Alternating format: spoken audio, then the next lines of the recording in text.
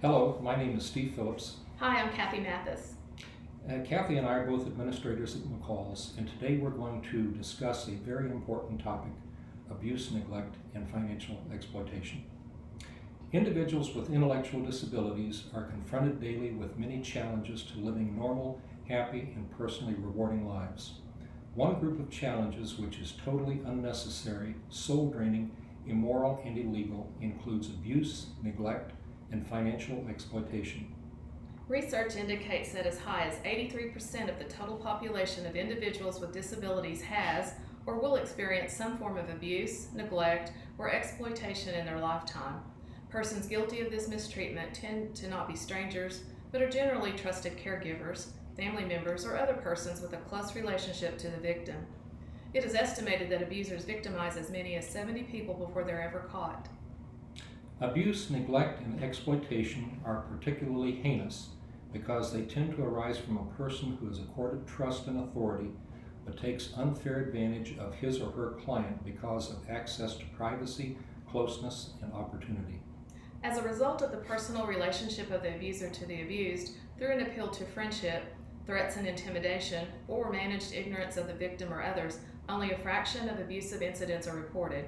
For example, it is estimated that only 3% of sexual abuse incidents are reported involving persons with disabilities.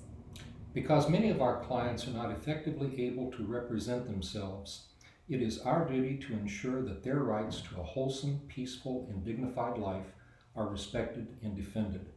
Whenever we become aware of abuse, whether by observation, report, or allegation, we must immediately move to protect the client from further potential harm, separate the client from the alleged abuser, suspend the alleged abuser from employment and physical presence at McCall's, collect evidence that the abuse either has or has not taken place through physical evidence and interviews with other clients and relevant staff, report the allegation as per McCall's incident reporting policy, take appropriate action as per investigative findings, and conclude the investigation with a final report. Please note that individuals with intellectual disabilities are members of a legally designated vulnerable population. Because of their vulnerability to the authority and will of others, their allegations of abuse must be taken seriously. The alleged victim's credibility or believability should not be questioned, but their claim of abuse must be treated as being a true and faithful representation of abuse until such time as the findings of the complete investigation are finalized and the alleged abuser is either confirmed or refuted.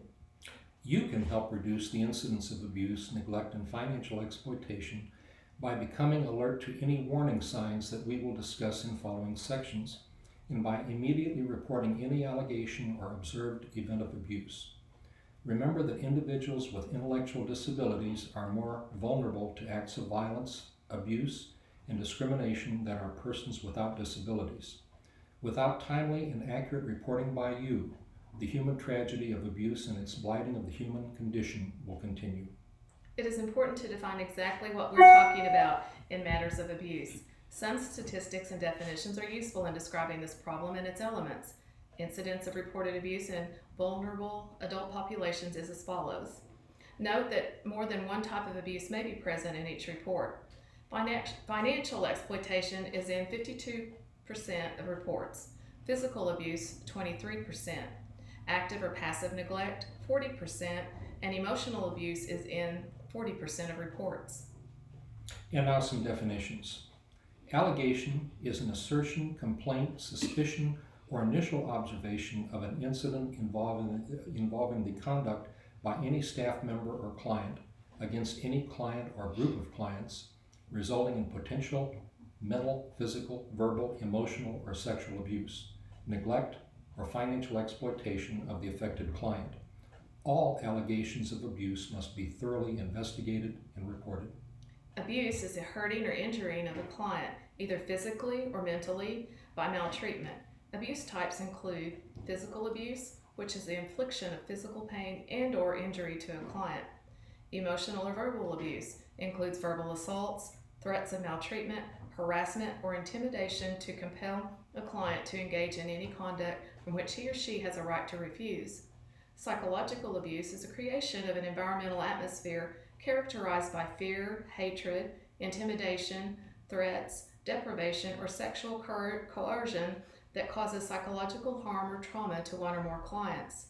Confinement is restraining or isolating a client for other than appropriately designated medical reasons, and willful deprivation is purposely denying assistance to a client who requires medication, medical care, shelter, food, or a therapeutic device, or other physical assistance, and results in exposing that client to risk of harm. Note that abuse may be intentional or unintentional. It can be caregiver to client or client to client. A result from emotional or financial dependence between the client and abuser, and or be erroneously accepted by the caregiver, family, or social grouping as a normal way of life. Sexual abuse is touching, fondling, or any other sexual activity with a client or between clients who is unable to understand, unwilling to consent, threatened, or physically forced. Please note that it is always highly inappropriate and unethical for any manner of sexual conduct between a caregiver and client, even if it is consensual on the part of the client. Such activity can result in severe legal consequences to the offending caregiver, as well as irreparable, lasting harm to the client. Sexual abuse is less about sexual gratification and more about exercising an antisocial power of the stronger over the vulnerable weaker. In incidents of sexual abuse, around 80% of victims know their predator, while 40% of these incidents occur in the victim's safe place, depriving the victim of a sense of security and dignity. Neglect is a failure to provide adequate personal or medical care or a wholesome physical environment which could or does negatively impact one or more clients, causing or potentially causing pain, injury, emotional distress, maladaptive behavior, deterioration in physical or mental condition, or death. There are three varieties of neglect. Passive is resulting from a lack of staff training and knowledge. Active is resulting from lack of staff concern for the needs and welfare of the clients, and abandonment, which is essentially walking out on clients without providing for adequate replacement staff. Some examples of neglect include inadequate staff supervision of clients, inadequate medical and dental care, failure to provide the necessities of life to clients, failure to enact dietary restrictions, failure to prepare and update individualized plans for clients, failure to provide active treatment, failure to report incidents, failure to address hygiene issues, failure to assist clients, failure to hold fire drills with all staff and clients participating, and failure to provide for emergencies and natural disasters. Financial exploitation is the taking of a client's personal property, assets, or financial resources through theft, deception, or intimidation for the benefit of any other person. Financial exploitation includes stealing money from a client's wallet, purse, or cash drawer, improperly withdrawing funds from a client's bank account or trust fund, borrowing, using, and not returning a client's personal property, and coercing a client to trade a personal item for something he or she does not want. In managing an effective program for the elimination of abuse, we must continually assess its associated risk factors. If we lose control of our emotions, we may lose control of our actions, and one moment of relaxation or loss of control can result in the occurrence of an abusive situation, which could result in lifelong consequences to your client, your coworker, and to yourself. So first, we must always strive to maintain a healthy emotional and psychological balance in our dealings with our clients and coworkers. Second, we should always be aware of and alert for risk factors which facilitate abuse. Some of these factors include the following. Persons who have intellectual disabilities are more at risk from abuse because they may have numerous caregivers diluting accountability while relying upon continual physical assistance from others with diverse motives and intentions. They are generally encouraged to comply with all requests from caregivers and other authority figures. They are often depersonalized by living in institutional or congregate settings. They are often isolated. They may have not been adequately educated in experiencing healthy, intimate relationships and appropriate sexual activities or expressions. They may have not been educated in making responsible choices or how not to be victimized. They may not have been properly educated about appropriate attention to and care of one's private areas of the body. They may have limited communication skills, making it harder to resist or disclose abuse, and they're often viewed by authority figures as being unimportant, untruthful, or non-credible reporters. Sometimes abuse is facilitated by localized institutional type issues surrounding the client.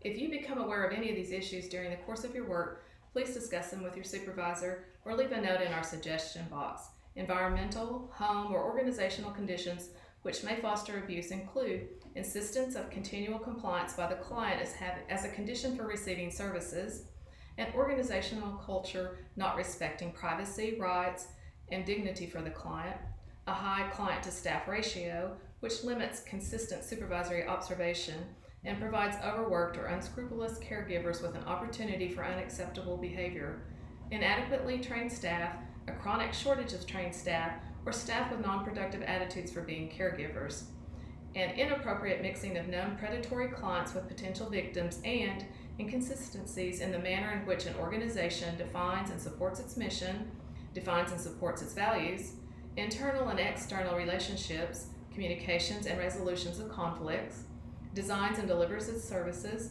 attracts functional and acceptable employees from the available local pool of workers, treats its employees, consistently values and promotes open, honest dealings with all stakeholders, and how well overall service delivery is continually planned, assessed, evaluated, and improved.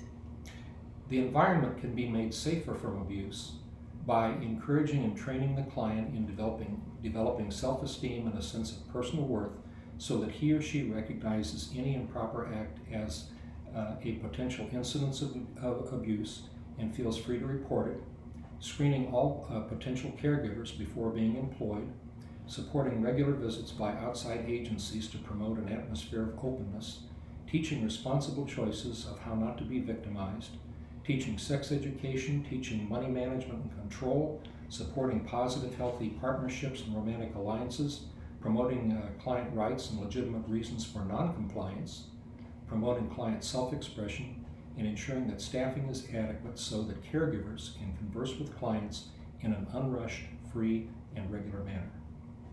While we can instruct clients in protecting themselves against abusers, we must acknowledge that the sole responsibility of abuse lies upon the perpetrator. We should never imply that because abuse occurred, the victim failed to follow the guidelines for self-protection. Instructions in client self-protection from abuse should include client personal rights, including personal ownership of one's body. No one has a right to touch you if you don't want them to. A right to privacy, a right to be safe from harm in one's own home, at work, and in the community. A right to dignity and self-respect, personal ownership of one's thoughts and feelings that do not have to be discussed in an embarrassing or non-dignified manner, and the right to say no to someone who asks personal questions or touches you in a manner that makes you feel uncomfortable. A knowledge of what is exploitative or harmful, instruction into the different types of abuse, what is healthy and unhealthy in sexual expression, instruction that sexual expressions between caregivers and clients is always inappropriate, and who and how to contact if someone, either a caregiver or other client, is bothering you. Abusers appear to have a number of characteristics in common. Be particularly aware of coworkers displaying any of these characteristics in an overt manner and report any of your observations to your Q as soon as possible.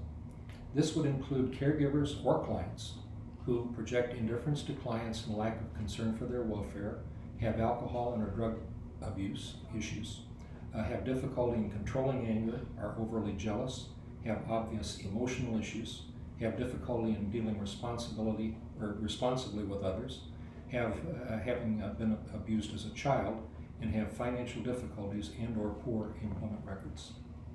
Common characteristics of sexual abusers include the following. They are often young. The average arrest age is 31.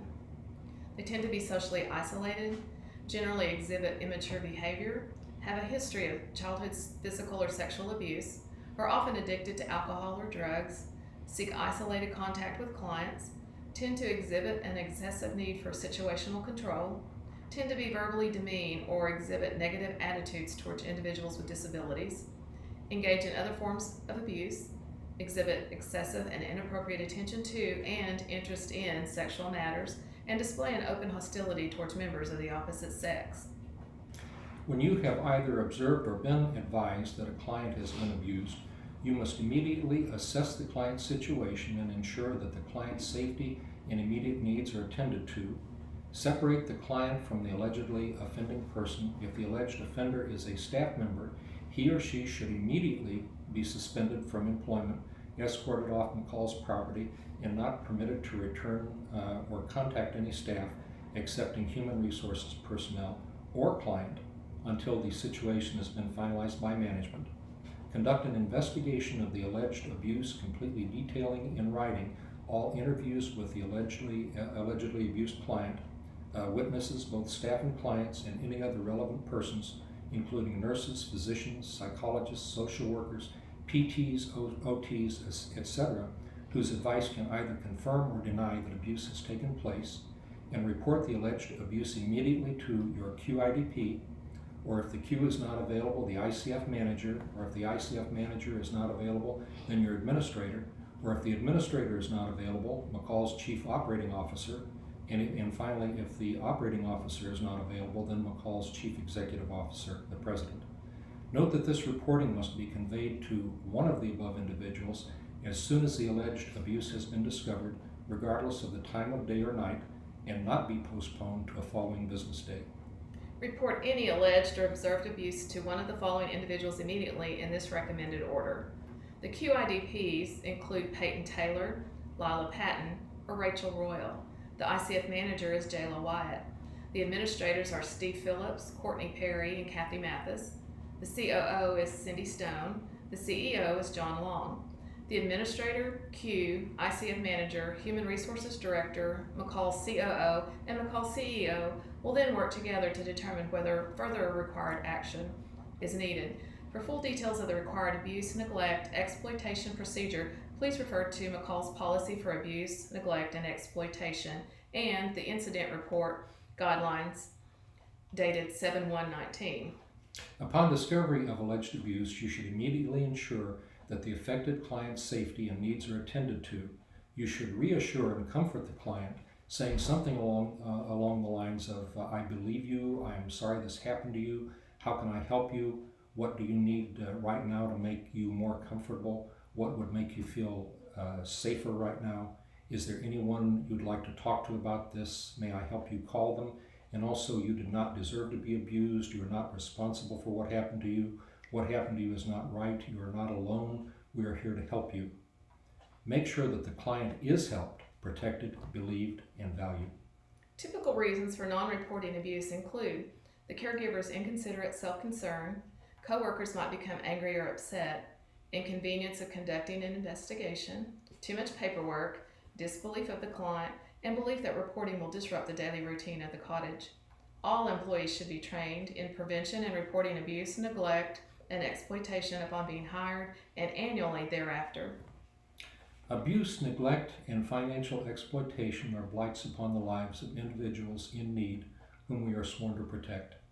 It is our paramount duty to ensure the safety and welfare of all of our clients so that they may live healthy, meaningful, and happy lives in a global environment which unfortunately is often indifferent to them. In order to honor this obligation that we have to those individuals who depend upon us for support, we must be diligent in assuring that the environment we provide is not conducive to abuse, and that whenever abuse is alleged to have occurred, our client receives immediate attention and protection from further harm. The allegation is thoroughly investigated and documented, the situation is assessed, acted upon, and corrected if necessary, and the complete findings are reported timely and appropriately. We can and must work ceaselessly to make a positive, elevating difference in the lives and welfares of our clients. They deserve nothing less from us. Thank you very much. Thanks.